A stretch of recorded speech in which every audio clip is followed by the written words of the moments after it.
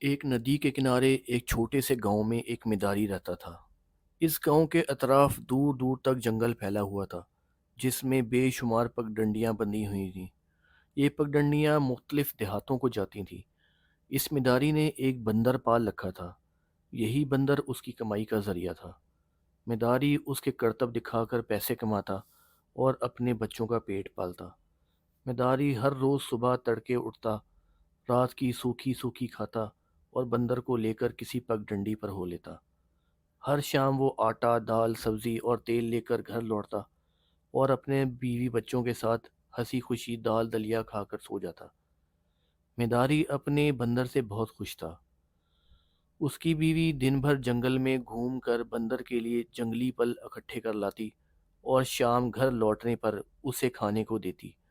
थका हारा बंदर थोड़ी देर मेदारी के बच्चों के साथ खेलकर सो जाता। ईद त्यौहार के दिनों में मिदारी खूब कमाता। इन दिनों बंदर को भी बड़ी मेहनत करनी पड़ती थी।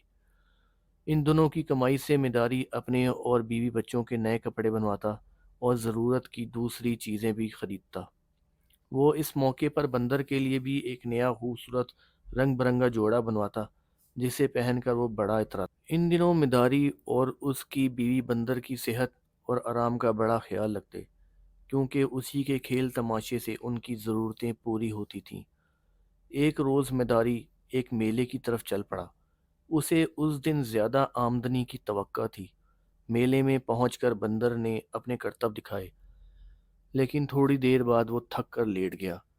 बात दरअसल ये थी कि बंदर बरसों से नाच रहा था और अब वो बूढ़ा हो गया था, इसलिए ज़्यादा देर करतब नहीं दिखा सकता था।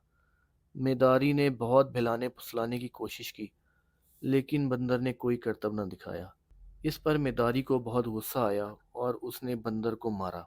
मार खाने से बंदर की हालत ख़राब हो गई।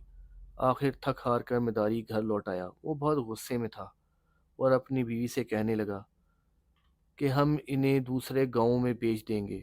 वो लोग बंदर का गोश्त बहुत मज़े से खाते हैं। वो इसे काट कर खा जाएंगे।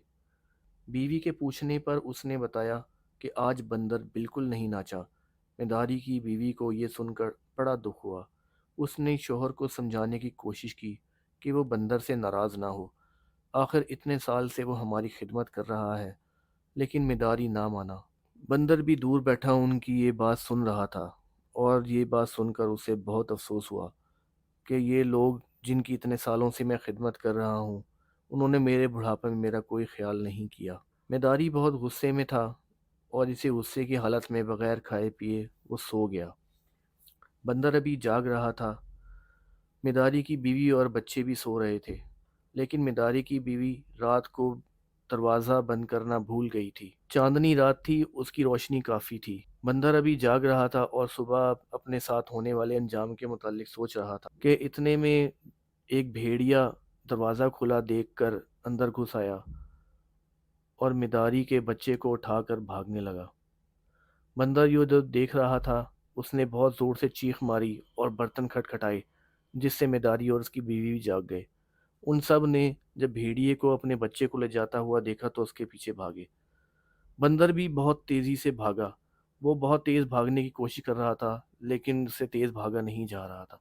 मेदारी ये देख के समझ गया कि ये अब बूढ़ा हो चुका है, लेकिन बंदर ने हिम्मत ना हारी और जाकर भेड़िए को पकड़ लिया और उसके सर पे बैठ गया और उसे नोचने लगा।